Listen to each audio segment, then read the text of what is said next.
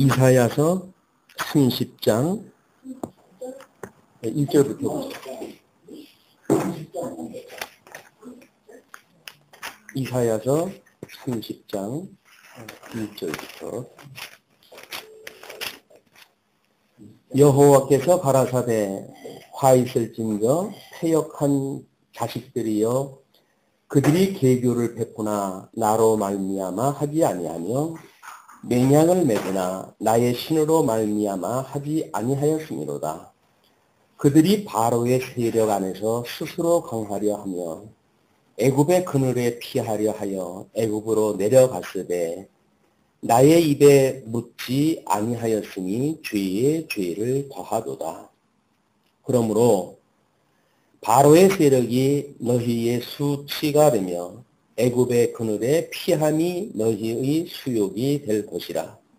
그 방백들이 소안에 있고 그 사신들이 하네스에 이르렀으나 그들이 다 자기를 유익하게 못하는 민족을 인하여 수치를 당하리니 그 민족이 돕지도 못하며 유익하게도 못하고 수치가 되게 하며 수욕이 되게 할 뿐입니다. 네, 오늘 우리들이 확인할 내용은 의존하는 열방에 대한 예언을 하시는 내용입니다. 일단 우리들의 삶하고 직접적인 관련이 있는 그런 이야기인 것 같아서 아마 30장, 31장에 대한 그런 내용이 물론 이스라엘 민족사에 대한 이야기이기도 하고 이것은 우리 예수 그리스도에 대한 예표적인 사건이고 예수 안에 있는 우리들에게는 실질적으로 성령께서 증거해 가시는 그 삶의 여정이기도 합니다. 거기에 대목이 이제 심상치가 않습니다. 뭐냐면 애굽을 의지하는 유다를 책망하는 내용의 애굽을 의지하는 유다. 지금 하나님께서 이스라엘 백성들을 애굽에다 집어넣으시고 400년이나 종로로 터둔 가운데에 그거로부터 빼어내서 하나님께서 약속하셨던 가나안 땅에 그들을 들어가게 하셨건만 이스라엘 백성들은 광야에 있을 때나 선민국가를 이루고 위기를 당할 때나 조금도 달라진 게 없어요. 왜냐하면 힘들면 애굽으로 도망가려고 하는 것이 이 사람들의 이 아주 뼛속 깊이 만들어진 하나님의 창조했던 그런 인간의 악성입니다. 끊임없이 죄 아래 우리가 얼마나 종노릇하고 살고 있는지 아마 우리 오늘 찬송 부른 그런 내용에서도 아마 우리가 어떤 가운데 구원을 받았는지 그 의미를 모른다고 한다면 우리는 예수를 믿는지 안 믿는지 다른 게 아무것도 없어요. 이런 문제에 대해서 우리가 심각한 자기 고민이 있을 때라고 보여집니다.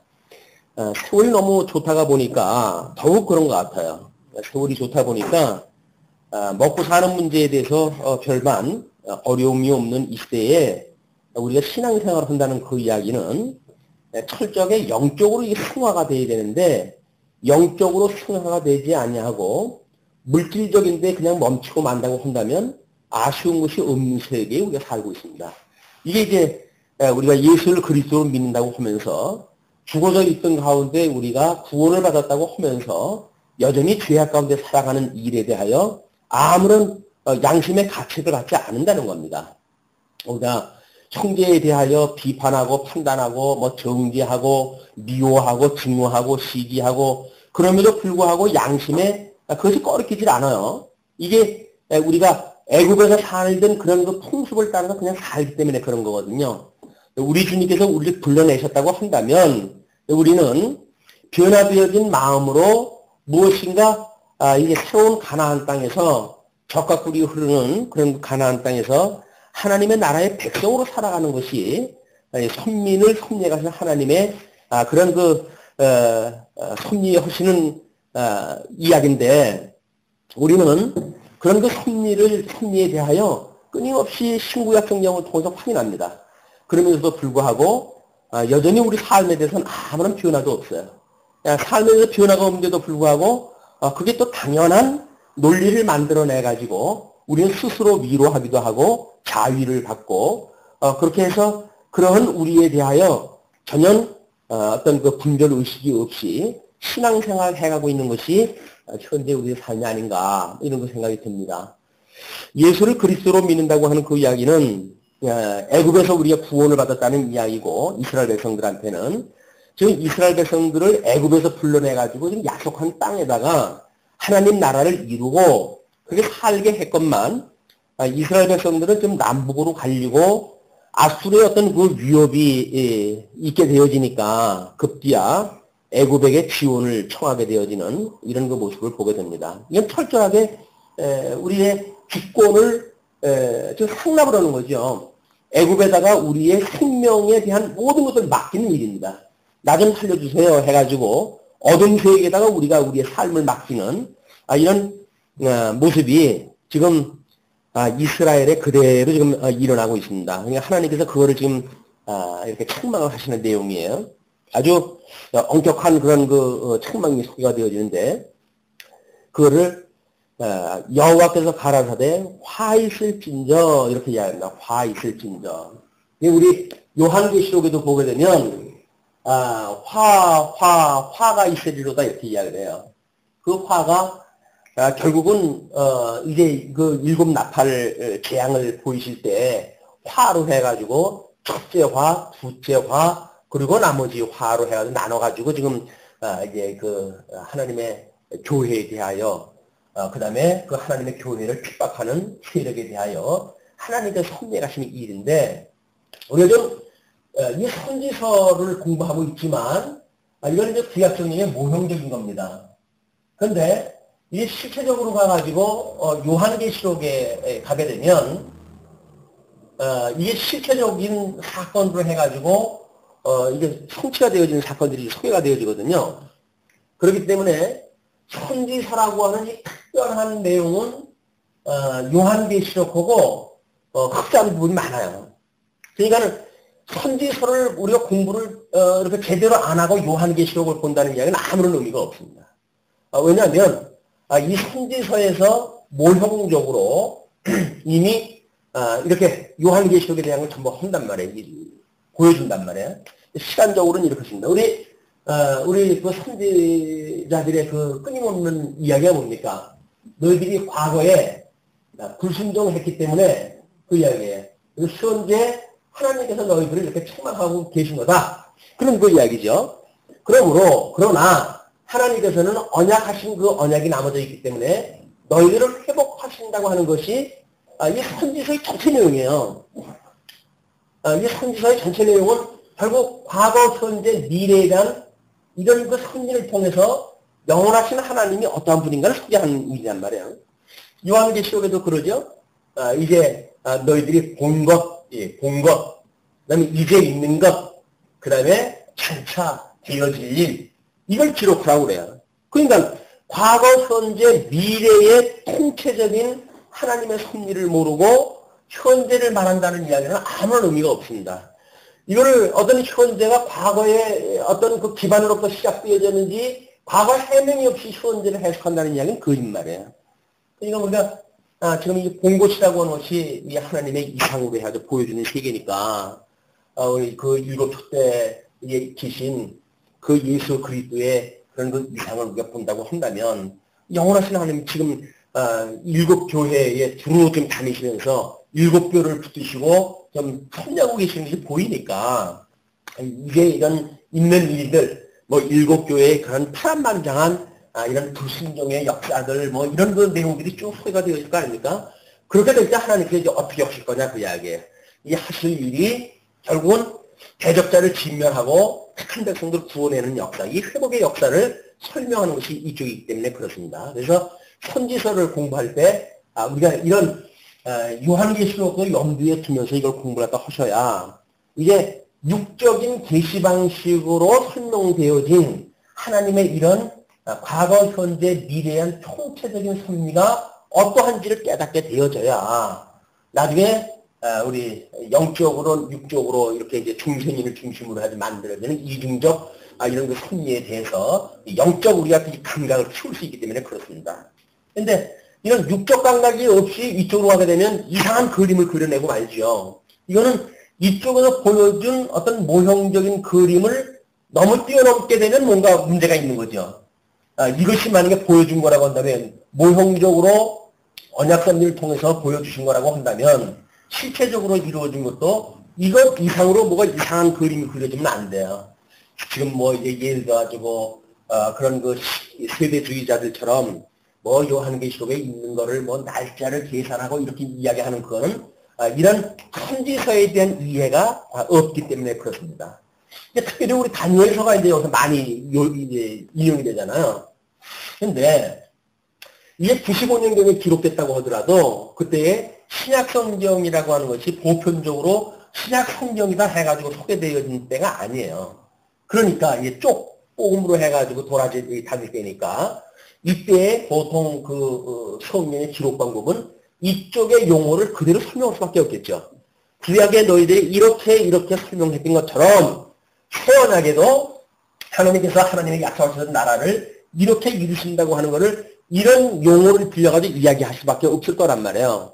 그냥 여기에서 나타나는 용어를 우리가 제대로 이해를 해야 이쪽에서 나타나는 용어를 같은 맥락에서 이해할 수가 있게 되지.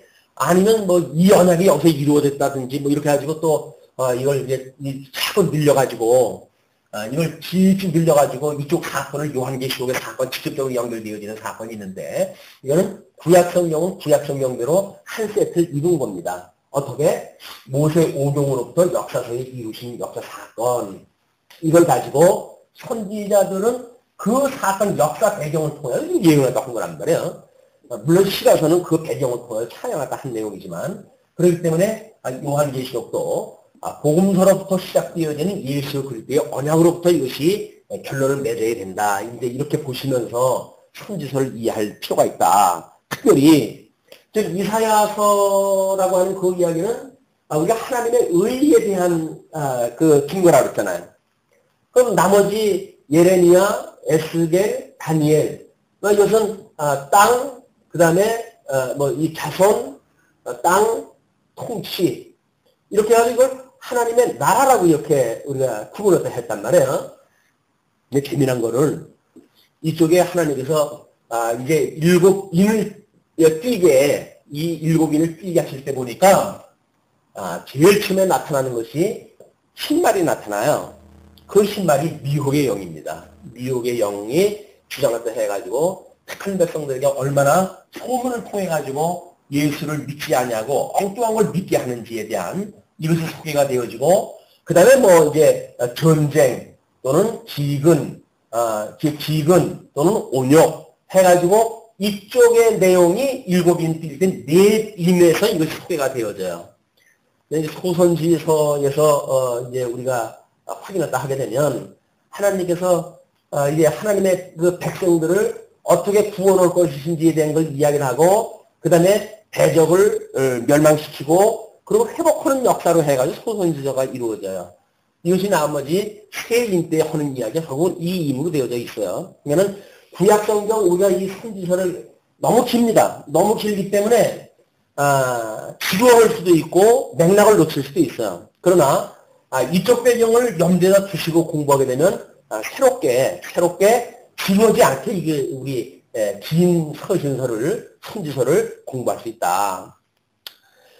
아마 오늘 16번째 시간인가 이렇게 될지 모르 선지서에 대한 그 내용이. 그런데 29장까지 공부를 했지만 또 뭐 너무 긴 시간을 공부했으니까 뭐가 뭘 공부했는지 다 잊어버렸잖아요. 이게 이제 우리들의 한계인 거예요. 시간 속에 사는 우리들의 한계다.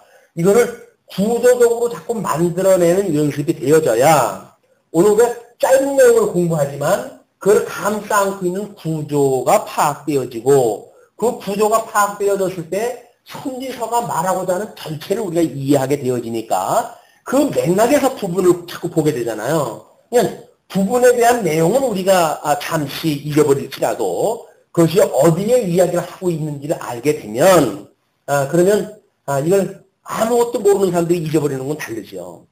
큰 얼개 속에서 우리가 이걸 공부하게 되어진다는 겁니다. 그렇기 때문에 지금 30장서부터 소개되어지는 의존하는 열방에 대한 예언이 그 앞에 하나님 경에 대한 예언 뭐 이거 두 개가 그 다음에 그 밑에 메시아 통치에 대한 예언 이 세 가지가 묶여가지고 여호와 통치에 대한 예언으로 이렇게 되어져 있단 말이에요.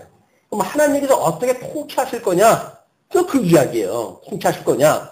하나님의 통치의 방법은 간단합니다. 하나님의 이 의를 따라가지고 자선 땅 통치에 대하여 끊임없이 잘못된 걸 지적을 하고 그리고 하나님께서 잘한 거는 또 격려하시고 그리고 절망에 빠져있는 백성들한테 위로하시고 소망을 주시고 그래서 그 하나님이 여호와라고 믿어지게 해가지고 그분만을 바라보고 있단 말이에요. 이 여호와 하나님만을. 우리가 여호와를 바라볼지라 주만 바라볼지라라고 하는 찬송을 하지만 삶에서 여호와를 바라본다. 주를 바라본다는 이야기가 만만치는 않아요. 그 사건 중에 이 주님을 만나보기가 바라보기가 쉽지는 않습니다. 왜? 현장에 빠져버리니까. 지금 이 30장에 소개되어지는 이스라엘 백성들이 엄청난 위기에 지금 당해 있잖아요.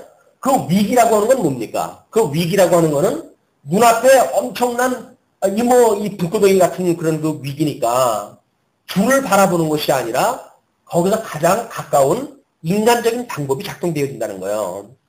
이거는 이때나 뭐 다를 바가 없습니다. 지금 우리 사는 사람도 마찬가지죠. 세상을 살아가다 뭐 조금 어려운 일이 있다. 어려운 일이 있게 되면 큰 변변치 않은 우리 머리 가지고 통박을 굴리잖아요. 이런 일 이렇게 하면 될까 저렇게 하면 될까 해가지고 하룻밤도 수없이 뭐 지하집을 지었다가 없었다 지었다 없었다 하는데 아무런 의미가 없어요.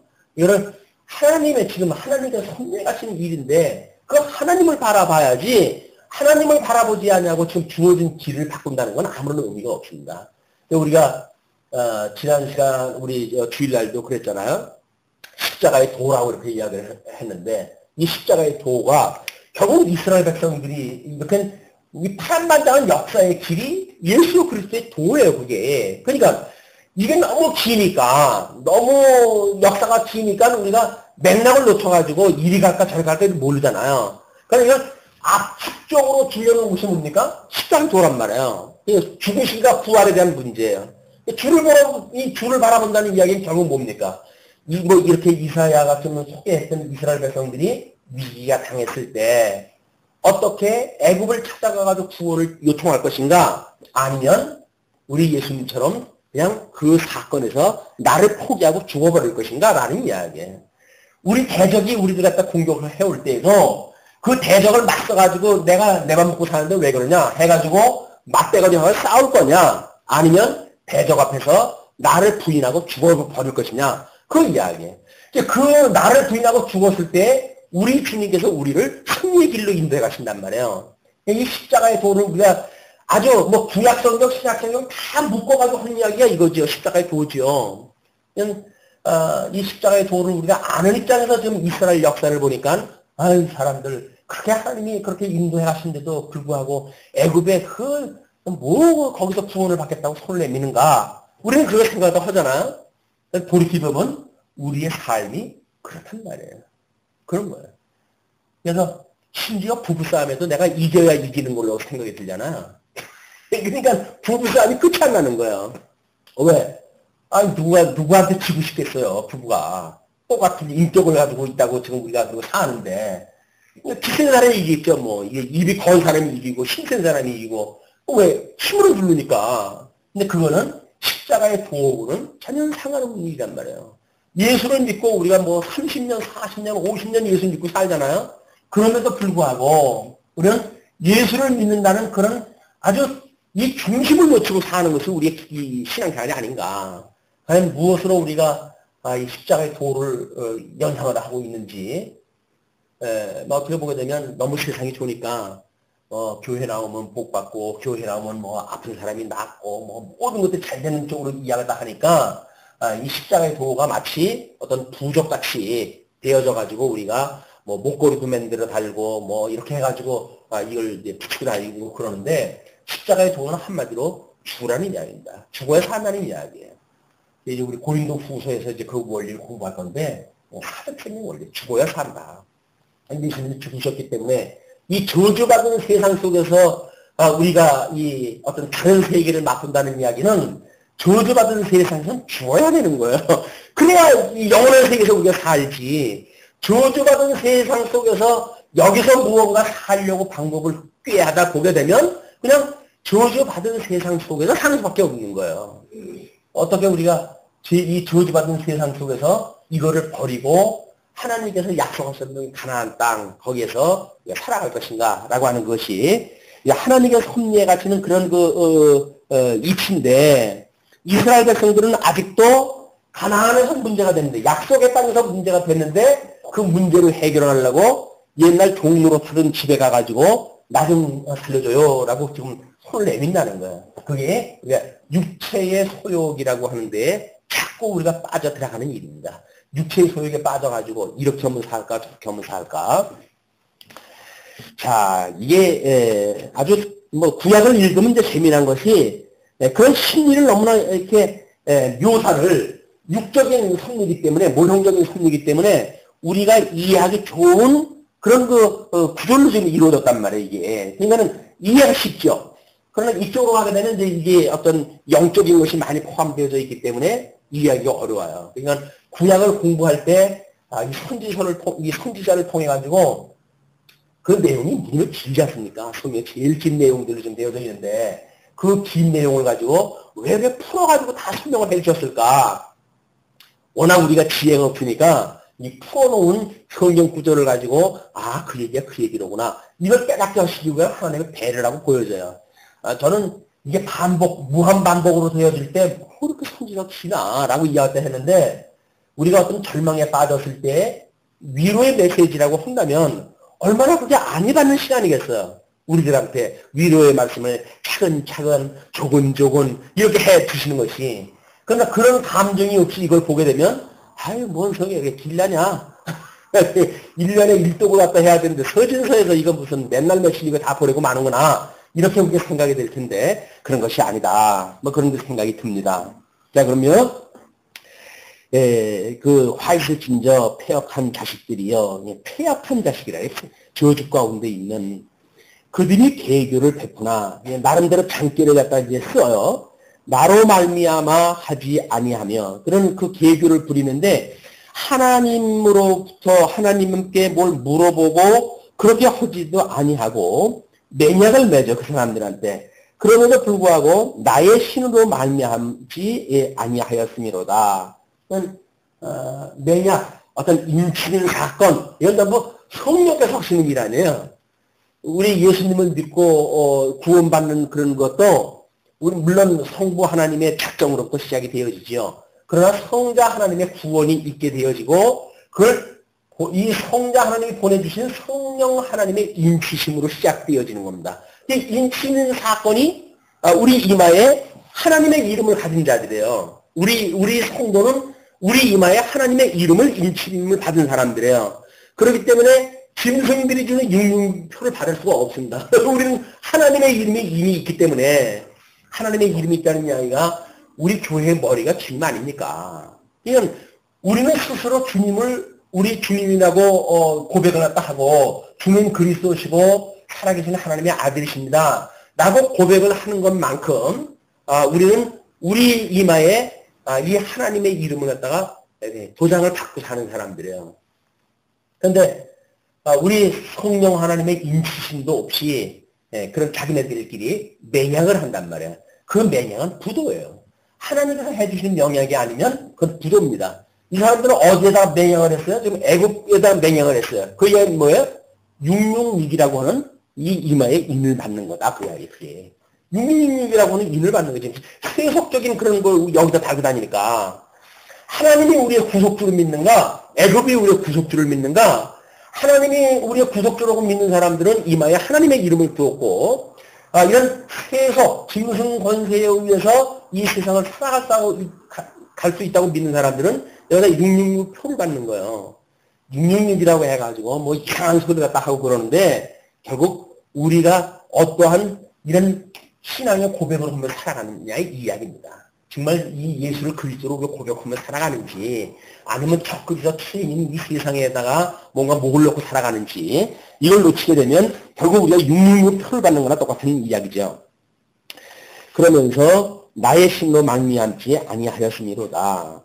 그들이 바로의 세력 안에서 스스로 강하려 하며 스스로 자기 스스로 의지가 있는 것이냐 그렇게 강하려 하며 애굽의 그늘에 피하려 하여 애굽으로 내려갔으되 나의 입에 묻지 아니하였으니 죄에 죄를 더하리라.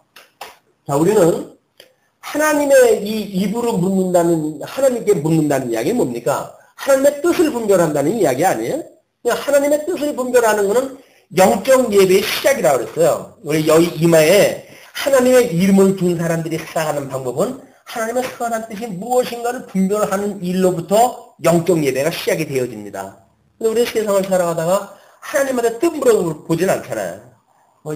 뜻 물어본다고 해가지고 엉뚱하게 예수 좀 쳐주는 사람들한테 가지고 평생 무슨 우리들의 길이나 물어보고 이렇게 하는 일이 있으면 모를까?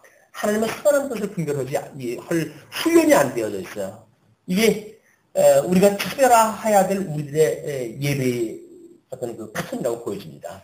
과연 예수를 그리스도로 믿는다고 한다면 어떻게 하나님의 뜻을 분별하는 훈련을 할 것인가? 먹을 때로부터 일어날 때로부터 잠자리에 들 때까지 끊임없이 하나님의 선한 뜻을 분별하고 살아가는 것이 예수 그저 붙들고 사는 삶이죠. 오늘 늘 그러잖아요.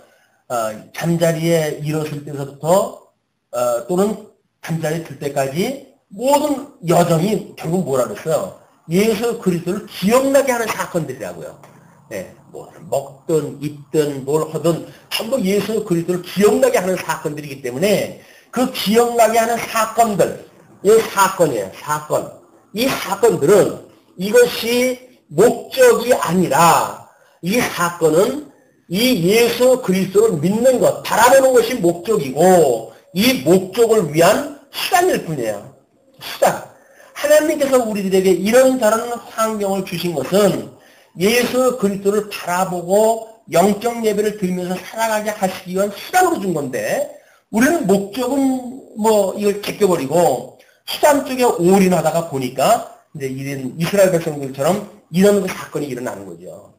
이게 참 세월은 수많은 세월이 흘렀지만 그때나 이때나 사람들이 하는 일은 똑같이 이렇게 하고 간다 싶은 생각이 듭니다. 또 우리는 또 이건 너무나 많이 배웠잖아. 이런 그 이치를 수단적 가치, 목적적 가치 아주 너무 많이 배워놨는데 많이 배웠던 우리들도 마찬가지가 아닌가 싶고요. 그래서 많이 배운 우리들에게는 하나님의 어떤 그 우리들의 매를 때리시는 그 매가 더 세지 않을까. 어느 양심의 가책을 느끼는 도가 모르는 사람이 양심의 가책을 느끼는 거하고 배운 사람이 양심의 가책을 느끼는 거하고 다르잖아. 또 우리 가슴이 더 아플 거예요. 영적인 그 아픔이. 그렇기 때문에 우리가 이걸 또 이스라엘 백성들의 사건을 돌이켜보면서 예수 그리스도의 일로 더 나아가서 우리의 삶까지 돌이키는 이런 그 일이 되어져서 정말 그리스도 안에서 죽는 시간, 그리스도 안에서 죽는다는 이야기는 나의 모든 것 포기하라는 이야기 아닙니까? 내가 가지고 있는 내가 계획, 내가 가지고 있는 의지 이런 것들을 포기하고 오직 주님께서 인도하시는 그 길을 바라보면서 살아가는 우리의 사건이 되었으면 좋겠다. 이런 걸 놓치게 되면 우리는 끊임없이 내 고집대로, 내 아집대로, 내 성질대로 그리고 세상 살아갈 수밖에 없죠. 이런 그 아픔의 이런 그 시간들을 치유가 되어지는 이런 시간이 되어졌으면 좋겠습니다. 그러므로 바로의 세력이 너희의 수치가 되며 바로가 무슨 힘이나 있다고 믿는데 오히려 너희의 부끄러움이 되어진다는 거야. 그 믿었던 사람이 무너질 때 오는 그 수치감이 되는 게 감이 오지 않습니까? 보통 우리들의 경험을 통해 가지고 내가 뭘 의지했는데 그 의지한 사람이 빈 껍데기예요. 지 몸도 제대로 겨눌 수 없는 사람이야. 근데 우리는 그 사람이 뭐가 되는 줄 알고 기댔어. 그렇게 했을 때 허망스러움. 우리 그런 맛보서 꽤나 많이 맛봤을 것 같아요. 우리들의 그 경험 세계를 보게 되면 바로의 세력이 너희의 수치가 되며 애굽의 그늘의 피함이 너희의 수욕이 될 것이다. 그늘이라고 생각했는데 그 그늘이 아니라 하나님께서 입자들만 마르게 하게 되면 요나가 피했던 그 그늘을 말리셨던 하나님께서 그 그늘을 말리게 되면 생태양 그런 이 태양빛으로 인해 가지고 하나님 앞에 성질 내는 요나처럼 우리는 성질을 내겠죠. 지 혼일을 생각 안 하고. 이게 우리 인생산 것 같아. 자, 그러면서 그 방백들이 소 안에 있고 그 사신들이 하늘에 이르렀으나 이는 이제 거기에 어떤 왕이 보냈던 특사들 이런 사람들이 이미 거기에 다까지 다 간 거예요. 그들이 다 자기를 유익하게 못하는 민족을 인하여 수치를 당하리니 그 민족이 돕지도 못하며 유익하게도 못하고 수치가 되게 하며 수욕이 되게 할 뿐입니다. 지금 우리 이사야 선지자의 이야기가 빈 이야기가 아니겠죠. 빈 이야기가 아닌 거는 이스라엘 역사를 통해서 우리가 확인했다 한 것이고, 그렇다고 한다면 예수님의 이런 그 길로도 이것이 그대로 성취가 되어진 거예요. 예수님도. 그래서 할 수만 있으면 신단을 나에서 옮겨달라고 했지만 내 뜻대로 말고 아버지의 뜻대로 해달라고 해가지고 결국 그 십자가에서 잔을 마시고 십자가라고 하는 그 끔찍한 잔을 마시고 이 구속의 역사를 이루셨던 우리 주님의 모습을 우리가 기억을 합니다. 마찬가지로 신약교회도 마찬가지죠. 어떻게 예수를 믿고 우리가 중생이 되어져서 아직도 저주받았던 육체를 같이 이걸 매달고 다니지만 그것이 우리들의 통치의 대상이 아니라 섬김의 대상이 돼가지고 뻔나 거기 공격이나 받고 이런 데 머물러 있다고 한다면 소망이 없겠죠. 근데 우리 육체의 소욕을 가지고 있기 때문에 성령의 소욕을 거슬릴 수밖에 없어요. 그렇게 할 적에 과연 이 도가 기억나느냐가 문제죠. 이 도가 우리가 기억이 나게 되면 우리는 거기에 용기가 이제 생길 수도 있어요. 네가 아무리 그럴지라도 우리 주님께서 너를 무너뜨리고 나를 구원하실 거야 라고 믿음을 갖게 되겠죠. 그런데 우리는 그런 위기에 빠졌을 때, 이 사건에 빠졌을 때 이 뜻을 생각하지 않기 때문에 예수님의 그런 어떤 뜻보다는 사건에서 피하려고는 우리들의 생각이 든단 말이에요. 여기서 A라고 하는 장소에 문제가 있으면 B로 옮기고, 아니면 A라고 하는 시간에서 문제가 있으면 B라고 하는 시간으로 옮기고, 이렇게 하면 이 사건이 해결되지 않을까, 이렇게 하는 건 아주 아무런 의미가 없는 일이다. 그래서 하나님 앞에 시험을 받았을 때의 그 양은 정해져 있는 겁니다. 그 시험의 양이. 그거는 하나님 앞에 그걸 충분히 공부할 수 있는 양이 수요가 돼야 거기서부터 우리가 졸업이 되어지는 거지, 수요를 안 하고 피한다고 해가지고 해결되는 문제가 아니에요. 그걸 피하게 되면 그 피하기 훨씬 승리가 있는데, 그거는 이 사건을 가지고는 그 충분한 교육이 안 된다는 이야기예요. 그렇기 때문에 더 강도가 높은 사건 쪽으로 피하게 만들어 놓고, 그리고 하나님께서는 그 총량을 세우셔요. 그냥 우리는 가장 지혜로운 방법이, 가장 세상 사람들이 보기엔 미련한 방법, 그게 뭡니까? 그 자리에서 시험받는 그 장소에서 무릎을 꿇고 고가지는 방법이에요. 나 여기서 죽여주십시오 라고 하는 것이지, 그래서 요령 피우고 피우면 된다, 매는 피하는 게 장땡이라고 생각은 안 그래요. 하나님께서 하시는 교육은 철저하게 그 자리에서 무릎을 꿇고 하나님께서 주시는 그런 교육이라고 한다면 다르게 받겠습니다 라고는 순복하는 자세가 아마 이스라엘은 파란만장한 역사를 통해서 우리가 교훈을 받지 않을까. 우리 말씀운동 서원교회는 그런 어떤 맥락에서 봤을 적에는 이 교육이 무엇인가에 대한 그 감이 혹시 더 좀 있지 않을까 하는 생각이 듭니다. 자, 그러면서 이제 6절로 유다 민족의 폐역을 선지자에게 기록 고정케 하시는 이제 사건이 소개가 되어집니다. 하나님께서는 꼭 이런 교육이 있게 되어지게 되면 이런 그 사건을 통해서 하나님의 이 계시의 목적을 이제 이때의 사건으로 하는 계시 목적이 이루어지잖아요. 이거는 꼭 기록에다 남겨요. 이 기록에 남기는 건 뭡니까? 이 대를 넘는 사람들이 반면 교육을 갖다 삼겠다는 이야기예요. 성경이 그렇게 아주 수많은 세월을 지나간 그 성경인데도 불구하고, 성경은 아무리 읽어도 이게 일반 소설 읽듯이 이제 다 외웠다 싶어도 문제가 이게 안 돼요. 끊임없이 새로워져요. 왜냐하면 이 기록이 이때의 사건이나 이 기록을 보는 사람들의 사건이나 사실은 똑같아요, 이게. 그냥 이때 사는 사람들은 이 직접적인 교육이 아니라 이런 직접적인 교육에 의해서 이 기록되어져 있는 이 기록물을 통해서 교육이 되어진단 말이에요. 이게 간접 교육입니다. 그러니까 성경을 보고 깨닫는 사람이 참 지혜자예요. 의도 맞고 깨닫는 거는 조금 이제 우리가 조금 떨어진 지혜자. 그러니까는 성경을 통해 가지고 엎어지는 걸 배운 사람들은 하나님 앞에 무조건 엎드리는 것이 훈련이 돼요. 이제 그런 어린아이 같은 이 믿음 아닙니까? 어린아이 같은 믿음. 우리 이 믿음의 선배들을 보게 되면 뭐 죽으면 죽으리라라고 뭐 했던 그런 사람들 뭐 우직하고 그런 걸 보일 수가 있죠. 초대교회 때 예수님을 믿으면 죽인다고 했을 때에 수많은 사람들이 죽는 거에 기꺼이 참여했다 하게 됩니다. 피 올라고 그러질 않아. 왜냐하면 저주받은 세상이고 하나님께서 약속하신 땅이 가나안 땅이라고 한다면 여기서 죽어야 가나안 땅 간다고 한다면 죽는 것이 오히려 그들한테는 복 아닙니까? 근데 우리는 너무 좋은 세상에 살다가 보니까 이 세상이 복인 거예요. 이 세상이 복이니까 이 복을 버리고 아직도 확인 안 된 그런 세계로 가기에는 왠지 좀 꺼림칙하잖아요. 확신이 있어야 하는데 우리는 믿음의 분량이란 말이에요. 우리가 죽음을 무서워한다는 이야기는 한마디로 뭡니까? 저 세상에 대한 사실은 이 영원한 세상에 대한 확신이 없다는 이야기예요. 정말 예수를 그리스도로 믿고 죽었다가 사흘 만에 부활하신 예수님을 믿는다고 한다면 우리는 그런 믿음을 갖게 되죠. 아니 예수님이 사흘 만에 부활했는데 왜 우리는 죽었다가 부활을 안 되겠어요? 지금도 믿음으로 해가지고 예수님과 함께 우리가 살아났다라고 우리 신앙 고백을 하는데 근데 왜 육신의 장막을 벗어버리면 영원한 세계에 산다고 하는 그런 보장이 없겠어요? 그럼에도 불구하고 우리들은 너무 좋은 세상에 살다가 보니까 이 비교가 안 되는 거예요, 이제. 이 뭐 이스라엘 백성들처럼 의도 터지고 맨날 전쟁이 일어나고 뭐 배를 골고 이렇게 하면은 혹시나 아이고 이 따분한 세상 빨리 갔으면 좋겠다 하는지 모르겠죠. 그러나 여기도 뭐 살만하잖아요, 너무.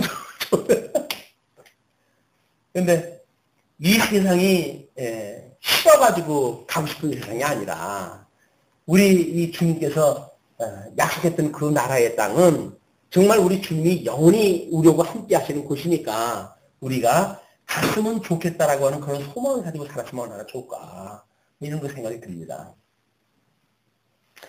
자, 일단 남방 짐승에 관한 경고라. 우리 남방 짐승이 먼저 앞절에서는 그걸 용이라고 이렇게 한번 설명하다 한 바가 있어요. 그리고 저쪽 그 아수르 그다음에 또 바벨론 거기에는 구불구불한 뱀 하나는 강하고 날쌘 뱀 뭐 두 가지를 우리가 이제 예를 들어서 설명했다 할 때 애굽의 그 짐승은 용이다 이렇게 설명을 한 바가 있습니다. 예, 사신들이 그 제물을 어린 나귀 등에 싣고 그 고물을 약대 제물 안장에 얹고 암사자와 수사자와 독사와 및 날아다니는 불뱀이 나오는 위험하고 공고한 땅을 지나 자기에게로 무익한 민족에게로 갔으나 사실 그쪽으로 가는 길도 보통 거슬리는 길이 아닌 거예요. 지금 애국까지 무사히 가는 길도 보통 어려운 길이 아니에요. 그런데도 불구하고 그 위험을 무릅쓰고 거기를 간다는 거예요. 우리 인간사도 마찬가지입니다. 여기서 피하는 거 우리들이 예견을 갖다 하면 뻔해요. 뭐 여기라고 그러는데 거기라고 날 거 없다. 이거 알지요. 그럼에도 불구하고 위험을 무릅쓰고 일단 피해봐야 돼요. 왜? 현재 있는 고난으로부터 뭔가 도망가고 싶은 것이 인지상정이에요. 근데 우리가 정말 이 현재 당하고 있는 고난이 다른 그 고난에 비교했을 때 더욱 어려운 것인가 라고 하는 문제는 수없는 아마 우리 그 인류의 고민사였던 것 같아요. 그래서 그 뭐 영국의 속담이라고 그러는데 현재 짊어지고 있는 고난은 아직 모르는 고난에 빠지는 것보다 낫다라고 하는 속담이 있다고 그래요. 그 이야기는 뭡니까? 현재 있는 사건은 그래도 익숙하잖아요, 모든 게. 여기서 뭐 주식불에 더 하래라고 하는 용기도 생기지만 다른 데로 가게 되면 더 다른 환경에 적응하는 또 시간들이 필요한 거예요. 뭐 수없는 여기 표현에 아주 재미나게 표현했다 했잖아요. 그냥 수사자와 독사와 및 날아다니는 불뱀이 나오는 위험하고 공고한 땅을 지나서 자기에게 무익한 민족에게 지금 구원하러 간다. 그냥 다른 길로 간다는 그런 그 이야기는 얼마나 더 무서운 일이 있는지가 지금 이 선지자가 이야기하는 거예요. 근데 이거는 예수님이 만약에 당신 길을 안 갔다고 한다면, 안 갈 수 없는 그런 하나님이지만, 만약 그런 그 일을 우리가 어떤 산정을 해놓고 본다고 한다면, 이 도가 이루어질 수가 없죠. 안 되는 일입니다. 또 하나님의 정하신 길은 사실은 사람들이 굳게 할 수가 없어요. 하나님께서 더욱 강도 높은 교육을 시키는 방법이 그쪽으로 밀어 넣으신다는 겁니다. 그 밀어 넣으신다고 하는 것이 지금 하나님께서 모르잖아요. 환경이 그냥 밀고 가니까 그렇게 믿어진다고 했을 적에는 하나님 앞에 엎드려서 구할 일이에요. 제발. 여기서 받는 걸로 족할 테니까 여기서 받는 그 환경이 하나님이 어떠한 분인가를 깨닫는 아주 최적의 조건입니다. 하나님 감사합니다. 여기서 지금 훈련 받는 게 감사합니다. 라고 하는 해석이 떨어졌을 때 우리는 여기서 졸업이 되지. 아이고 하나님 뭐 이런 경우가 있습니까? 그래가지고 만약에 피하게 된다고 한다면 더 높은 강도의 훈련을 가지고 교육을 받을 수밖에 없어요. 근데 문제는 거기까지 가가지고 남은 자의 반열에 들어서는지는 또 몰라요. 이건 미지예요. 거기서 가가지고 망하는 자는 망하고 돌아올 자만 돌아오게 되어지니까. 그래서 우리가 어떤 이 훈련을 받았을 때 제자리에서 받는 훈련 이런 것들은 끊임없이 우리 삶 속에서 확인을 갖다 해볼 일이라고 보여집니다. 애굽의 도움이 헛되고 무익하니라. 그러므로 내가 애굽을 가만히 앉은 라합이라 일컬어주느니라. 그 라합이라고 하는 짐승인데 그 짐승을 이제 그 용이라고 하는 앞에서는 지금 짐승이 남방 짐승에 관한 경고라고 이렇게 이야기를 했잖아요. 6절에. 그러니까 그 짐승을 다른 별명으로 해가지고 라합이라고 하는 그 별명으로 해가지고 이야기를 합니다. 왜냐하면 가만히 앉은 라합이야. 아무런 뭐 힘도 못 쓰는 라합이에요. 네, 거기다 일컬었다 이런 이야기죠. 이제 가서 백성 앞에서 서판에 기록하며 책에 써서 후세의 영령이 있게 하라. 대저 이는 폐역한 백성이요 거짓말하는 자식이요 여호와의 법을 듣기 싫어하는 자식이라. 하나님의 법을 자주 싫어하게 되면 그건 뭐 어쩔 수 없는 이제 그 선택의 길이겠죠. 그들이 선견자에게 이르기를 선견하지 말라. 선지자에게 이르기를 우리에게 정직한 것을 보이지 말라. 부드러운 말을 하라. 거짓된 것을 보이라. 이렇게 말한단 말이에요. 우리 예수님이 와가지고 독사의 자식들이라고 정죄하잖아요. 그냥 유대인들이 예수님을 죽이도록 미워한 것이 왜 그렇습니까? 자기네들은 나름대로 뭐 하나님의 법도를 지켜가면서 산다고 했던 사람들인데 예수님이 와서 정죄를 하시는 거야. 이 회칠한 무덤들아, 독사의 자식들아 라고 이야기했을 때 정말 독사의 자식이구나 라고 생각하는 사람들은 예수님을 믿었죠. 난 말할 수 없는 죄인이군요. 그러니 주님이 나의 편해줍니다 라고 믿었겠죠. 이 사람들 구원받은 사람들이야. 그러나 그렇지 않은 사람들은 그 망한 사람을 제거시켜 버리려고 그러지요. 이게 답답한 일이 여호와 하나님의 일인데 고의 선지자를 제거시킨다고 해서 그 역사가 없어지는 건 아니잖아요. 이제 뭐 요한계시록에 기록되어진 것도 마찬가지고 지금 우리 삶을 살아갈 때 강단에서 어떤 우리가 던져지는 메시지도 마찬가지라고 보여집니다. 끊임없이 우리 죄성에 대한 것이 만약에 이야기 되어질 때 좀 편한 얘기하지 어떻게 좀 일주일 만에 교회 왔는데 양심 찔리게 맨날 그런 소리만 하나 라고 생각이 들게 되면 바로 이 이야기예요. 좋은 얘기만 해라. 기회 듣기 좀 얘기만 해라. 왜 자꾸 죄에 대한 이야기를 해가지고 사람 심상 괴롭게 되느냐 그 얘기 아니겠어요. 그런데 거기서 우리가 죽어야 되는 거예요. 죄에서 죽어야 하나님의 복음을 깨닫게 되어지고 그 복음으로 인해서 주님을 만나게 되어진다. 근데 우리는 한동안 우리 교회에서 이 치리가 없어졌다 그러잖아요. 치리가. 왜 이 치리가 없어졌는지 아십니까? 옛날에는 치리를 갖다 하게 되면 다른 교회를 못 가거든요. 뭐 교단이니 뭐니 이런 제도가 아주 분명하게 되어져 있으니까. 근데 요즘은 한 집 건너 교회 다니는데 뭐 그 역사 뭐 시험 단대 가면 되지. 이건 이 치리가 먹히질 않는 거예요. 만약 그렇게 사람들이 이 썸을 빠져나가는데 그 사람들한테 여러분들은 죄인이다라고 하는 이야기 하고 있죠. 누가 남아있겠어요? 죄인이라고 이야기하면 누가 남아있겠어요?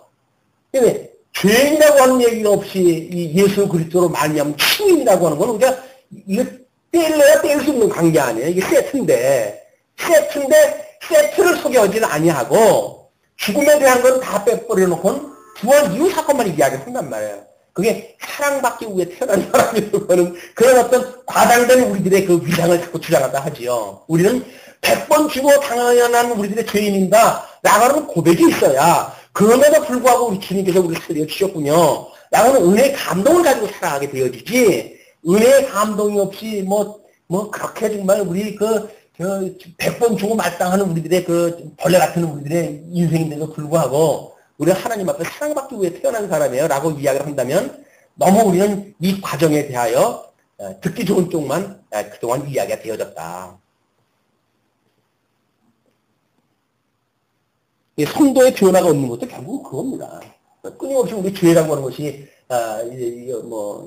안 되고 하나님께서 언약대로 다 이루어 가시는 거 맞죠? 하나님의 언약대로 이루어 가시죠. 근데 그건 죄를 통해 가지고 이걸 해 가신단 말이에요. 특별히 지금 이사야서는 하나님의 의에 대한 이야기 아닙니까? 지금 이 39장까지는 어쩔 수 없이 정죄에 대한 이야기예요. 끊임없이 정죄에 대한 이야기. 그리고 40장에 넘어가야 이제 하나님의 이 사죄에 대한 이야기가 나오기 때문에 정죄와 사죄라고 하는 것은 균형 감각이 있어야 되는 겁니다. 하나님의 의를 소개할 때는 끊임없이 정죄가 이야기가 돼야 돼요. 우리가 그 죄에 대해 죽었다. 자, 그러면 10절에 그들이 선견자에 이르기를 선견하지 마라. 선지자에게 이르기를 우리에게 정직한 것을 보이지 말라. 부드러운 말을 하라. 거짓된 것을 보이라. 너희는 정로를 버리며 적경에서 돌이키라. 그 바른 길로 가지 말라는 거야. 그 바른 길로 가지 말고 그 적경에서부터 돌이켜라. 이스라엘의 거룩하신 자로 우리 앞에서 떠나시게 하라 하는 거다. 그래서 예수를 믿는다는 이야기가 사실은 고난입니다. 이게 남은 고난을 채우라고 그러시니까 예수 믿는다는 이야기는 고난이에요. 광야 같은 교회에서 우리가 사는 건데 고난일 수밖에 없지요. 다만 하나님께 약속하셨던 가나안 땅이 우리들에게 기름이 젖과 꿀이 흐르는 땅이라고 약속되어진 땅이니까 그 땅을 바라보는 소망을 가지고 지금 이 광야를 살아가는 거지 광야 생활 자체가 행복하기 때문에 우리가 행복한 사람들이 아닌 거예요. 광야 생활은 어쩔 수 없이 우리들한테 불기둥과 구름기둥이 아니면 생존조차 할 수가 없는 곳이에요. 하나님께서 만나를 내려주시지 않으면 우리 존재할 수 없는 곳이에요. 여기서 우리는 기와집을 짓고 무슨 이렇게 해서 살자고 그러니까 교회 생활이 한국교회, 세계교회가 좀 이렇게 되어진 겁니다. 어쩔 수가 없어요. 지금 이거 만몬주의라고 해가지고 물신주의 그래서 자유경제체제에 의해 가지고 이 아주 교회가 지금 혼쭐이 나고 있는 그거는 하나님과 재물을 겸하여 섬기지 말라고 그러는데 주님의 몸된 교회가 재물을 하나님보다 더욱 경배하는 세상이 됐잖아요. 왜? 재물이 있어야 교회당도 키우게 만들고 자기의 이런 얼굴도 내고 하는 일들이 만들어지니까 이런 일을 하나님이 그냥 두시지 않습니다. 그게 지금 유럽교에서 드러나는 일 아니에요. 하나님께서 무너뜨리고 마십니다. 이 세상에 그저 하루 먹을 것이 있고 입을 것이 있으면 족한 줄 알고 사는 것이 정말 천박한 어린아이와 같은 믿음이지 내일 먹을 거 싸는 것이 없다고 해가지고 불만을 또 하게 되면 맨날 불만이죠. 내일 거 얼마큼 필요할 줄 알고 오늘 만족하겠어요. 한날 우리들의 괴로움은 그날로 족한 거예요. 오늘 우리 주님께서 인도하시는 삶으로 만족할 수 있는 우리의 삶이 되어져야 내일도 만족하는 삶을 살지요. 오늘 불만이면 내일도 불만인 거예요. 그래서 오늘도 과거도 불만, 오늘도 불만, 미래도 불만. 그러면 그거는 결국 뭡니까? 영원한 불만인 거예요. 영원한 불만. 우리가 현재 불만이라고 하는 것이 이 어떤 시대적으로 현재만 불만이냐, 아니면 과거에 대한 것까지 불만이냐, 미래에 대한 것까지 불만이냐, 이거 어떤 그 영역이 필요할 거예요. 근데 만약에 과거의 미래까지도 우리가 불만으로 여긴다고 한다면 우리는 소망이 없는 사람들이에요.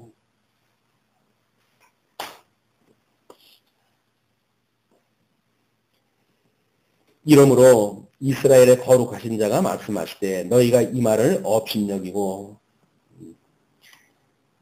허망, 이 압박과 허망을 믿어 그것에 의뢰하니 압박과 허망, 빈 거예요. 아무것도 움직일 수 없는 그 건부리기 같은 그런 것들을 믿어가지고 그것에 의뢰하니 이 죄악이 너희로 마치 무너지게 된 높은 담이 불쑥 나와 경각간의 호연이 무너진 같게 하리라 하셨은즉 그가 그 나라를 회파하시되 토기장이가 그릇을 회파함 같이 아낌이 없이 파쇄하시리니 그 조각 중에서 아궁이에서 불을 취하거나 물 웅덩이에서 물을 뜰 것도 얻지 못하리라. 얼마나 철저하게 부숴버리시는지. 그게 이제 우리 예루살렘 회파의 사건으로 성취가 되잖아요. 그 귀하게 만들었던 예루살렘 성을 하나님께서 불로 태워가지고 다 회파시키시는 이런 것으로 등장이 되어집니다. 자, 그러면서 15절로부터 회개하는 자에 대한 용서와 축복을 약속을 하죠. 주 여호와 이스라엘의 거룩하신 자가 말씀하시되 너희가 돌이켜 안연히 처하여야 구원을 얻을 것이요.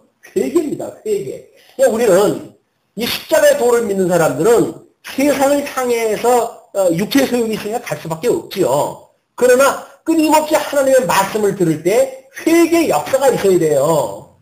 근데 뭐 회개는 예수님 믿었을 때 한 번밖에 없다고 우리가 이걸 신학적으로 뭔가를 정리했다 해놓으니까 이 회개가 없는 거예요.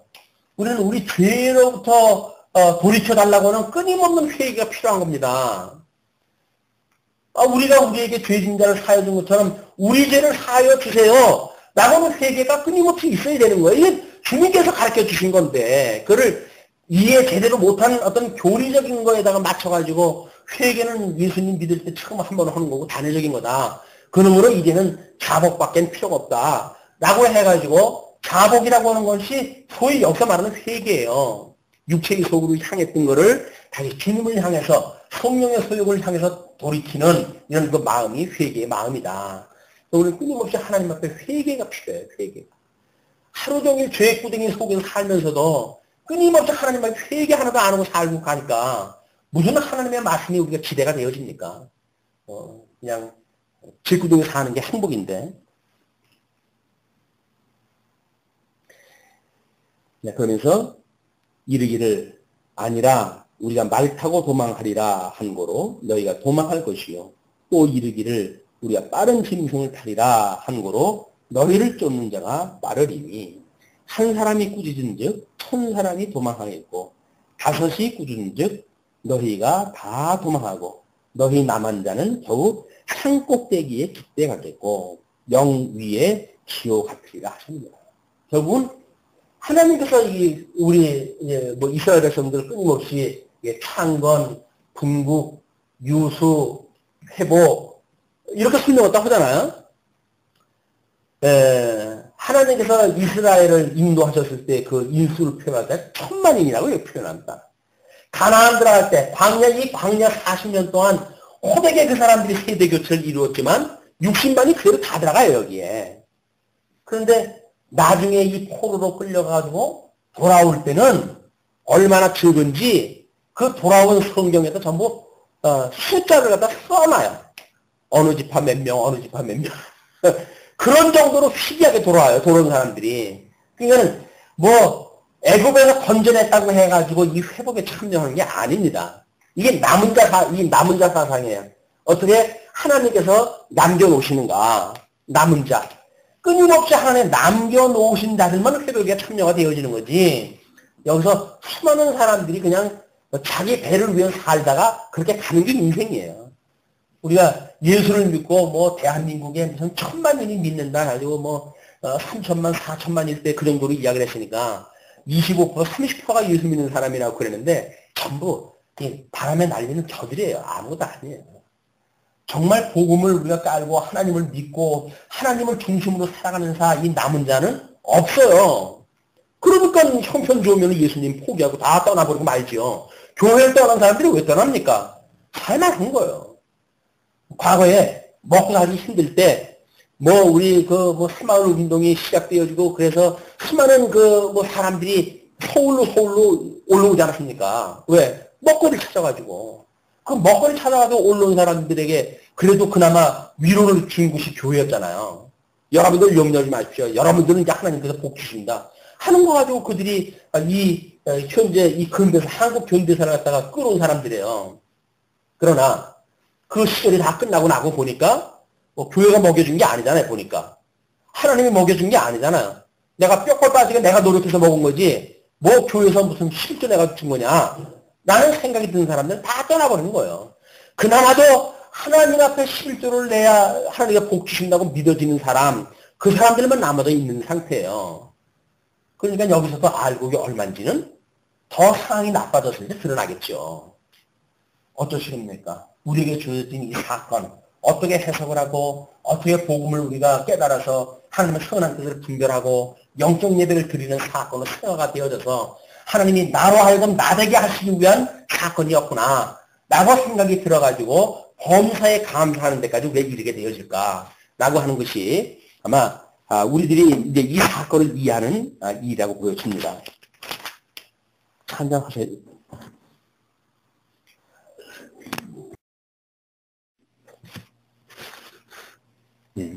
그러나 여호와께서 기다리시나니 이는 너희에게 은혜를 베풀려 하심이요 일어나시리니 이는 너희를 긍휼히 여기려 하심이라. 대저 여호와는 공의의 하나님이심이라.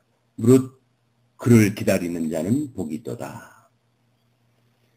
하나님을 기다리는 자의 그 복을 이렇게 노래를 합니다. 우리 여호와께서 기다리시는데 이것은 은혜를 베풀려 하시는 일이고 뿐만 아니라 그 포로로 끌려간 자들 또는 그 남은 자들, 그 마치 영위의 지혜와 같은 자들 이런 자들을 긍휼히 여기려 하십니다. 그런 얘기죠. 시온에 거하며 예루살렘에 거하는 백성아 너는 다시 통곡하지 않을 것이라. 그가 너의 부르짖는 소리를 인하여 내게 은혜를 베푸시되 들으실 때에 내게 응답하시리라. 이제 예루살렘에 거하는 백성들한테 하나님께서 다시는 통곡하지 않을 것이고 그리고 부르짖는 소리를 인해 가지고 내가 은혜를 베푸시고 또 그 부르짖는 소리를 들으실 때에 내게 응답을 하실 것이다. 주께서 너희에게 환난의 떡과 고생의 물을 주시나 내 스승은 다시 숨기지 아니하시리니 내 눈이 내 스승을 볼 것이며 너희가 우편으로 치우치든지 좌편으로 치우치든지 내 뒤에서 말소리가 내 귀에 들려 이르기를 이것이 정론이 너희는 이리로 행하라 할 것이며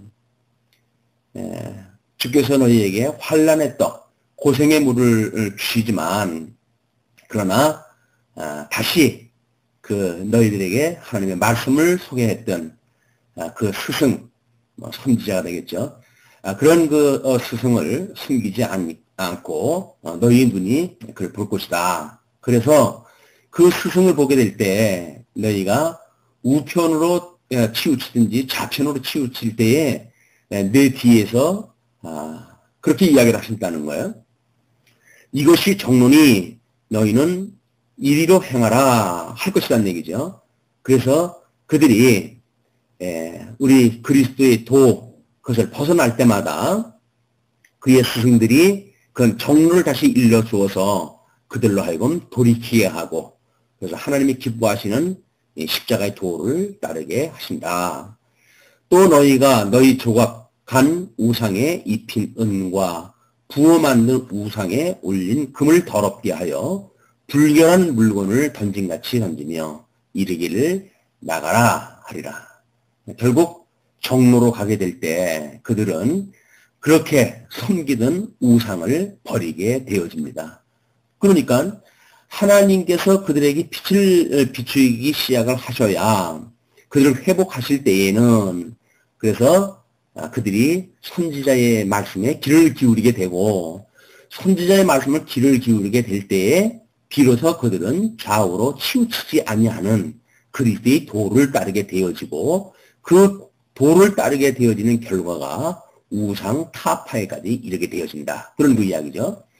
이제 그러한 그 하나님의 위로는 더 나아가서 이렇게 계속되어집니다. 내가 땅에 뿌린 종자에게 주께서 비를 주사 땅 소산의 곡식으로 살찌고 풍성케 할 것이며 그날에 너희의 가축이 광활한 목장에서 먹을 것이요. 그래서 그렇게 회복이 되어질 때 비로소 하나님께서는 그들의 이렇게 소산의 곡식을 풍성하게 하신다는 거죠. 그래서 비로소 광활한 그 넓은 광활한 그 목장에서 그들이 부리는 가축까지도 먹을 수 있다는 겁니다. 그래서 그것이 모습이 밭가는 소와 어린 나귀도 치와 육지창으로 까부르고 맛있게 한 먹이를 먹을 것이며, 그래서 아무거나 먹는 것도 아니라 오히려 이렇게 짐승 또 밭을 갈게 되어지는 이런 그 짐승들조차도 우리가 육지창으로 까부르고 그래서 골라낸 맛있는 이런 그 먹이를 먹게 된다. 크게 살육하는 날, 이 하나님의 선민을 대적자들을 하나님께서 심판하시는 날, 망대가 무너질 때에 각 고산, 각 줄령에 개울과 시냇물이 흐를 것이며 여호와께서 그 백성의 상처를 싸매시며 그들의 맞은 자리를 고치시는 날에는, 그러니까 하나님께 돌아오는 백성들로 이제 그렇게 회개하게 되어질 때에 모든 환경 또는 여건 이런 것들도 회복되어지고 이스라엘 백성들과 함께 있는 가축들조차도 풍요로운 삶을 살게 되어진다. 그래서 하나님께서 끝내 그들을 무너뜨릴 때 이런 개울과 시냇물이 흘러서 생명수와 같이 가라니 얻게 되어지는 그런 때, 그 이야기죠. 그것이 여호와께서 그 백성의 상처를 싸매시며 그들의 맞은 자리를 고치시는 날에는 달빛은 햇빛 같겠고 햇빛은 7배가 되어 7날의 빛과 같으리라.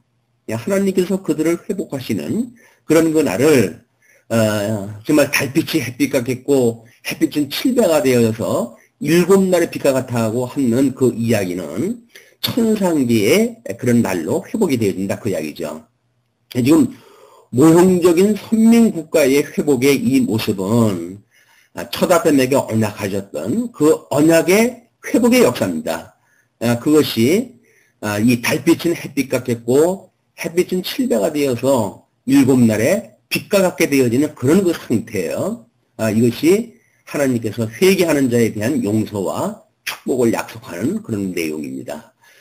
이어서 27절서부터 33절까지는 이제 아수르의 멸망 예언에 대해서 소개가 되어집니다. 여기에 보라, 여호와의 이름이 원방에서부터 오되 그의 진노가 불붙듯 하며 빽빽한 연기가 일어나 듯하며 그 입술에는 분노가 찼으며 그 혀는 맹렬한 불 같으며, 이것이 하나님의 영광의 모습으로 이렇게 소개가 되어져요. 걔는 여호와의 이름이 먼 지방서부터 이제 들려오기 시작을 했다 하는데 그 진노의 그 모습을 마치 하나님의 그 영광, 심판의 영광을 묘사하던 모습으로 소개가 되어집니다. 그래서 진노가 불붙듯 하며 빽빽한 연기가 일어나듯 하며 그 입술에는 분노가 찼으며 그 혀는 맹렬한 불 같으며 그 호흡은 마치 창이라여 목에까지 미치는 하수 같은즉 그가 멸하는 키로 열방을 까부르며 미혹되게 하는 자갈을 여러 민족의 입에 먹이시리니. 그래서 그 하나님의 그 호흡이 심판주의 호흡이 창이 돼가지고 목에까지 미치는 그런 하수같이럼 그가 이제 정말 남기는 자가 없도록 이렇게 심판하는 그런 그 모습이 이런 표현으로 소개가 되어집니다. 그래서 멸하는 그런 키로 열방을 까부른다고 그래요. 뭐 그거는 지금 다 바람에 나는 겨우같이 흩어버리시겠다는 이야기죠. 또 미혹되게 하는 자갈을 여러 민족의 입에 먹이신다. 미혹되게 하는 자갈. 그 자갈은 짐승들을 제어를 하는 그런 그 자갈인데 그것이 오히려 미혹되게 하는 그런 그 자갈을 여러 민족의 입에 먹이시게 되어지니까 그 먹이시게 되어질 때 너희가 거룩한 절기를 지키는 밤에와 같이 노래할 것이며 절을 부르며 여호와의 산으로 가서 이스라엘의 반석에게로 나아가는 자같이 마음에 즐거워할 것이라. 이런 대적에 대한 심판 이후에 이스라엘 백성들이 찬송을 하게 되어지는데 그 찬송을 하게 되어지는 모습을 거룩한 절기를 지키는 밤에와 같은 노래를 갖다 한다고 그런단 말이에요. 이것이 이스라엘 백성들이 출애굽을 할 때 6월절에 불렀던 그런 이야기입니다. 그러면 이스라엘 백성들이 애초에 애굽의 종로로 타다가 거기서 부름을 받고 노임을 받을 때에 그걸 기념하는 것이 지금 6월절 절기인데 그 6월절 절기는 이 밤에부터 시작이 되어지잖아요. 그렇기 때문에 유대에서 이 절기를 지키는 밤이다라고 한다면 6월절 그런 노래입니다. 그러면 이스라엘 백성들이 회복이 되어져 가지고 결국 노래한다는 이야기는 6월절을 상기하는 노래예요. 그 6월절을 상기한다는 이야기는 우리가 예수 그리스도로 말미암아 구원을 받았다라고 하는 그 백성들의 고백이기도 한데, 그래서 우리가 어떤 신앙 고백입니까? 주는 그리스도시요 살아계신 하나님의 아들이십니다 라는 신앙 고백이에요. 그러니까 우리 하나님의 의가 나타나서 믿음으로 믿음에 이르게 되어지는데 그 믿음은 믿음으로 믿음에 이르게 되어지는 막 그런 우리들의 믿음이라는 것은 우리 영이 부름을 받아서 구원을 받은 것처럼 우리 육신도 우리 하나님의 은혜를 따라서 하나님의 의가 온전케 해간다고 하는 사실을 믿는 믿음처럼 이스라엘 백성들도 열조들의 그 언약을 따라서 출애굽을 시켜주셨던 그런 것과 같이 파란만장한 삶을 통하고 끝내 가나안 땅에서도 선민 국가가 창건되어지고 분국되어지고 유수되어졌지만 하나님께서 회복시켜 주실 때에 그들이 부르는 노래는 여전히 6월절 절기를 지키는 밤에와 같이 노래가 하게 되었습니다. 이 찬송이 신앙 고백은 그때나 지금이나 여전히 주는 그리스도시고 살아계신 하나님의 아들이십니다 라는 신앙 고백이에요. 우리가 하는 신앙 고백이 따로 이제 구원받은 사람의 신앙 고백은 따로 있는 게 아니다. 또 우리가 하나님의 의로 정말 온전한 그리스도의 형상을 닮아가는 그런 하나님의 의의 실현은 주는 그리스도시요 살아계신 하나님의 아들이라고 하는 신앙 고백으로 만들어지는 그런 그 신앙 고백과 더불어서 세워지는 이런 하나님의 영광의 발현의 역사지. 구원을 받을 적에는 우리가 주는 그리스도시요 살아계신 하나님의 아들이라고 하는 신앙 고백으로 구원을 받고 나머지의 삶은 여전히 우리가 또 열심히 인간의 어떤 그 노력이 이렇게 하나님의 견인에 참여하게 되어진다. 그런 그 맥락이 아니란 말이에요. 우리들이 견인에 이르게 되어지는 것은 한마디로 하나님의 영광에 참여되어지는 이런 것이고, 이것은 하나님의 의가 나타나서 믿음으로 믿음에 이르게 하나니 오직 의인은 믿음으로 말미암아 살리라 한가 같다라고 하는 로마서에서 사도 바울의 신앙 고백, 하나님의 의에 대한 설명, 이런 그 내용과 같은 맥락입니다. 이런 구약적인 표현을 우리가 제대로 파악이 되어져야 요한계시록은 물론이고 이제 신약성경이 기록되어질 때 구약적인 배경을 가지고 구약성경적인 배경을 가지고 복음을 증거했기 때문에 구약을 모르고 복음을 안다는 이야기는 불가능한 일입니다. 이것이 이런 그 복음적인 맥락을 우리가 이해한다는 것도 같은 맥락에서 이해가 돼야 되겠죠. 이 너희가 거룩한 절기를 지키는 밤에와 같이 노래할 것이며 라고 하는 이런 그 표현이 우리가 구원받은 사람이 성화에 끊임없이 우리 몸을 이렇게 제물로 바치는 그런 과정, 영적 예배의 과정을 거쳐서 그리고 우리 하나님의 견인의 은혜에 참여하게 되어질 때 부르는 성도의 노래다. 우리의 노래입니다. 이거는 구원받은 사람들의 노래, 회복되어진 사람들의 노래. 이것이 나중 영광이 먼저 영광보다 승하게 하시는 하나님의 영광에 이게 성취 사건이에요. 하나님의 영광은 이렇게 드러나는 겁니다. 어떻게? 성도들의 찬양으로, 신앙 고백으로, 노래로, 기쁨과 즐거움으로 이게 드러나는 일이지. 이거 뭐 사랑의 수고라고 해가지고 하기 싫은 일을 억지로 해가지고 만들어지는 역사가 아니란 말이에요. 하나님께서 우리들에게 이렇게 회복의 역사를 경험하게 되면 마치 탕자와 같지 않습니까? 그 아버지 곁을 떠나가지고 결국 유산을 탕진하고 끝내 돼지 우리에까지 가게 되어진 아들이 바라보는 것은 아버지의 집이에요.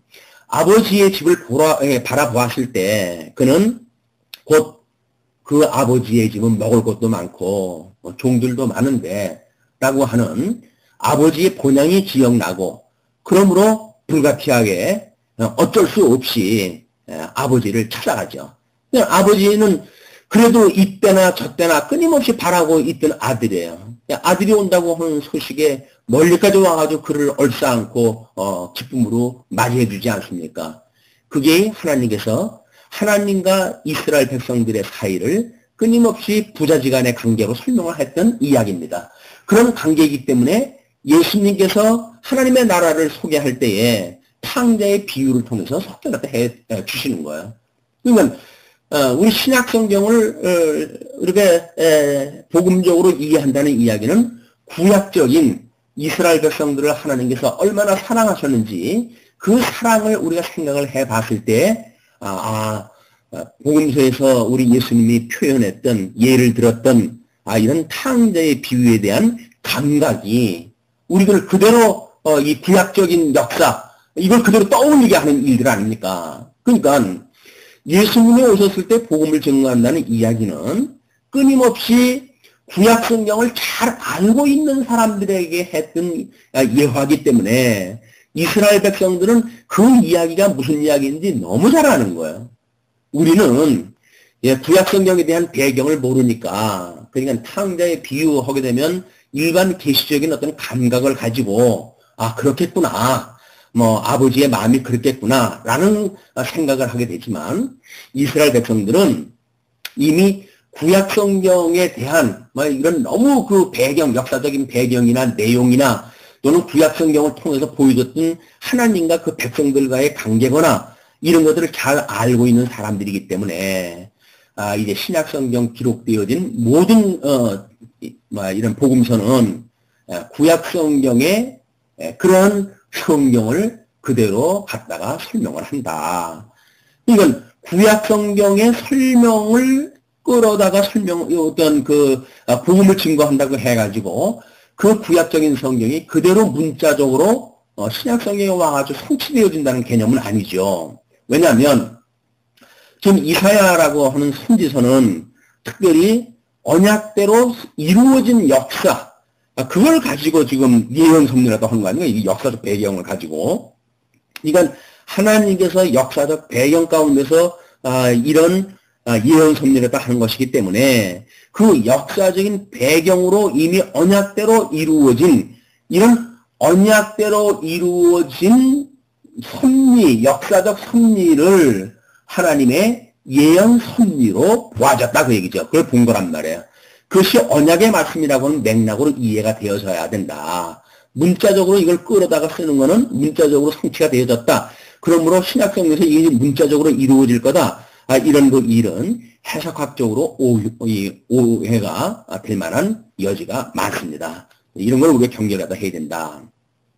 그러면 30절 이렇게 계속 이야기됩니다. 여호와께서 그 장엄한 목소리를 듣게 하시며 척척한 진노로 그 팔에 치심을 보이시되 맹렬한 화염과 폭풍과 폭우와 우박으로 하시리니 이게 하나님의 심판이에요. 지금도 우리 하나님께서 뭐 여러 가지 이 천재지변을 가지고 뭐 이런 그 일들을 하시죠. 때로는 쓰나미로, 때로는 태풍으로, 폭우로, 우박으로 막 이런 그 일들이 하나님의 심판하시는 양상들입니다. 근데 우리는 이런 복음을 접하는 우리들인데도 불구하고 이런 자연 환경에 대하여 그것이 그냥 자연일 뿐으로 우리가 본다는 거예요. 그러나 그런 것을 볼 때마다 살아계신 하나님이 연상되어지고 진노의 하나님의 모습이 보이고 그래서 그 진노로부터 구원하셨던 우리 하나님의 사랑을 기억하고 그래서 감사와 감격에 이런 신앙생활을 지속하는 우리의 삶이야말로 이런 구약 성경을 이해하는 만큼 가능해진다. 폭우와 폭풍과 폭우와 우박으로 하시리니 여호와의 목소리에 아수르가 낙담할 것이며 이건 하나의 열국이 지금 무너지는 일 아닙니까? 열국이 무너지는 그런 그 표현을 자연재해의 그런 그 모습으로 보여줬단 말이에요. 그거를 이제 이사야는 여호와께서 장엄한 목소리를 듣게 하신다. 그리고 혁혁한 진노로 그 팔에 치심을 보이신다. 맹렬한 그런 그 화영과 폭풍과 폭우와 우박으로 하신다. 이런 그 표현을 다 한다는 거죠. 이것이 우리가 하나님 앞에 정말 하나님을 없다 하는 자들이 받는 심판의 모습들이란 말이에요.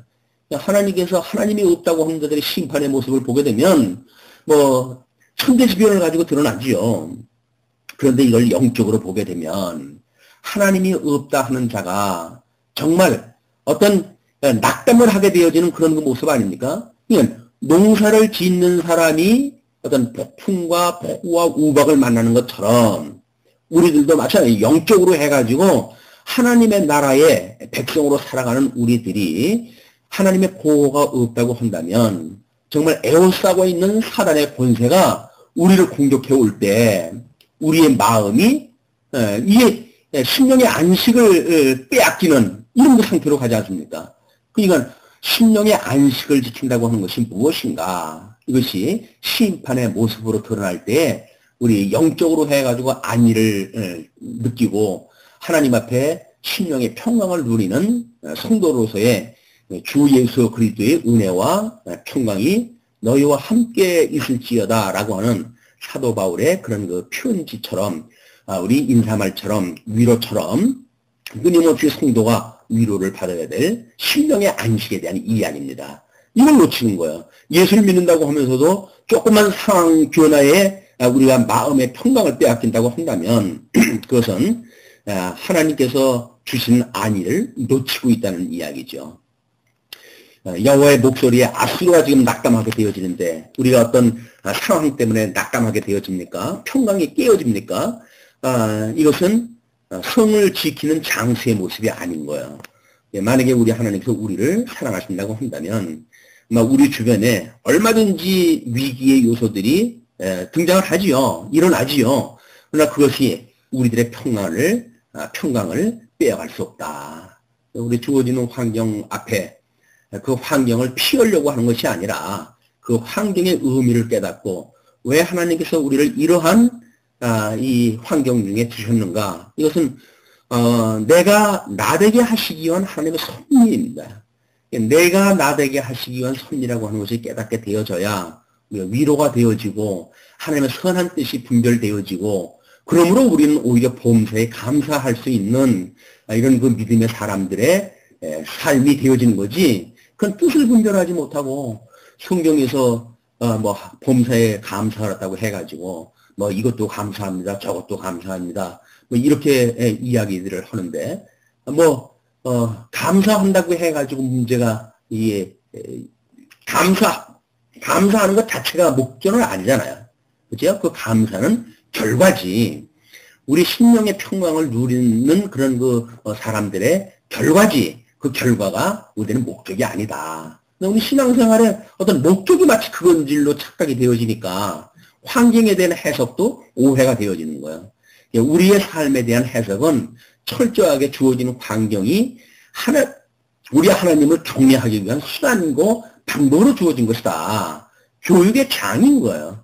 교육의 장을 통해 가지고 하나님을 깨닫는 기회로 우리가 여겨야지 하나님을 섬기는 어떤 기회가 아니라 그걸 극복하고 성경이 말하는 어떤 명제를 따라 가지고 어떻게 살아갈 것인가 라고 하는 데 포커스가 맞춰지게 되면 거기에 오히려 하나님을 경외한다고 하는 근본적인 목적은 놓치게 되어지고 지역적이거나 또는 방법적인 어떤 그 현상 속에 우리가 몰입되어지는 종교인으로 전락되어지고 만다.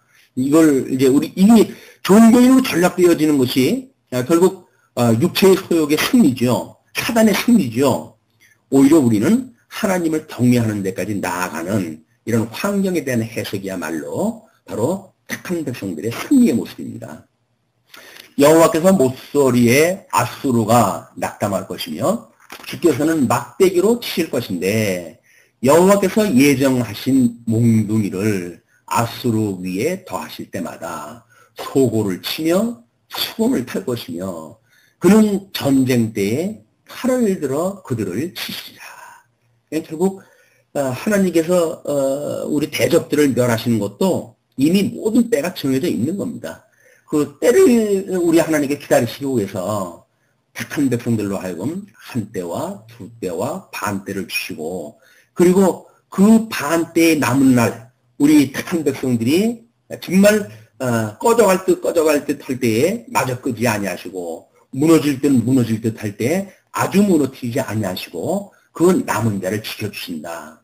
결국 남은 자만이 하나님의 견인에 참여하는 자들입니다. 구원 역사에 참여해가지고 찬송하게 되어지는 거죠. 그래서 우리 몽둥이를 앗수르에 더하실 때마다 이렇게 이야기를 했는데, 막 그때 그 앗수르보다 더한 것이 누굽니까? 바벨론 제국 아니에요. 바벨론 제국이 앗수르를 갖다 무너뜨리는 것, 그것이 몽둥이를 갖다 더하시는 거지요. 이런 제국들 일어나고 또는 스며들고 다시 일어나고 또 사라지는 이런 그 열국 제국들은 결국은 하나님께서 쓰시는 몽둥이에 지나지 않는다. 우리를 이제 괴롭게 하는 어떤 환경이 있다 할 때 그 환경도 결국은 이런 몽둥이로 쓰이는 그런 그 대상들을 하나님께 쓰시는 것 뿐이지, 그들이 잘 나간다고 해가지고 우리들 착한 백성들이 부러울 그런 그 일들은 아니라는 겁니다. 그래서 그렇게 하나님께서 이제 전쟁 때에 팔을 들어가지고 그들을 치시는데, 도벳은 이미 설립이 되었고 또 왕을 위하여 예비된 것이라 하나님께서 이미 모든 그런 그 성들 뭐 이런 그런 것들 다 이미 세워놨어요. 예비되어 놨어요. 그래서 깊고 넓게 하였고 거기 불과 많은 나무가 있은즉 여호와의 호흡이 유황 개천 같아서 이를 사려시리라. 하나님께서 이제 착한 백성들을 훈련시켰고 그들을 피하려고 애굽으로 손을 내밀었던 이런 선민의 백성들이 얼마나 참 이 부끄러운 일입니까? 하나님께서 행하신다고 하는 것이 믿게 되면 끝내 하나님께서 앗수르를 이렇게 멸망을 시키실 것인데 그걸 못 참고 그런 하나님의 계획을 모르고 하나님을 믿지 않고 이런 까닭에 헛개비 같은 애굽에다 손을 내밀었던 이런 그 부끄러운 것, 수치 이런 것들이 결국 30장 초반에서 전개했던 내용들에 애굽을 의지하는 유다를 책망했던 하나님의 이 메시지입니다.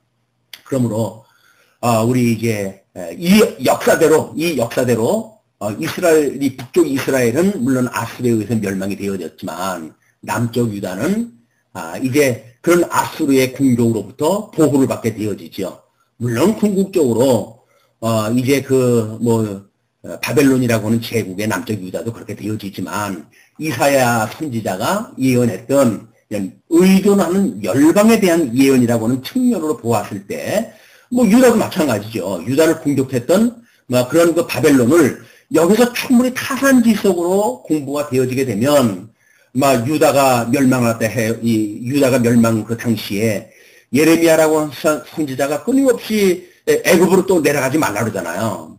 이제 하나님이 정하신 길이 바벨론으로 가는 길이다. 70년 있다 너희들이 돌아올 것이다. 그러므로 그런 그 역사에 순응해야 된다. 이렇게 해야 됨에도 불구하고 민족주의자적인 어떤 그런 패기를 가지고 끝내 그 애굽으로 가는 백성들은 또 마찬가지예요. 모든 역사는 그래서 반복이고 또 반복입니다. 북쪽 이스라엘이 이렇게 망했음에도 불구하고 남쪽 유다 때도 똑같은 일이 똑같이 재현돼요. 이것이 미련한 인생에게 하나님 끊임없이 해가시는 교육의 방법입니다. 우리 예수님은 이 땅에 오셔가지고 이제 끝내 그 멸하시는 자들에 의해서 돌아가셨어요. 그러나 정말 끌림돌이 되어져 가지고 하나님께서는 열방을 심판하시는 심판주로 다시 부활 승천하셔가지고 하나님의 나라를 이루어 가시는 대주제가 되셨습니다. 그 예수 그리스도를 믿는 믿음으로 우리가 정말 우리들의 대적들, 하나님께서 언젠가는 우리 앞에 무릎을 꿇게 할 그런 그 대적들 앞에서 그런 헛개비 같은 거에 손을 내미는 이런 그 연약한 유약한 어린이의 믿음이 아니라 끝내 하나님만을 의지하고 온전케 하시는 예수를 바라보고 다름질 칠 수 있는 성도의 우리 삶이 되어지기를 빌면서 말씀을 드리겠습니다.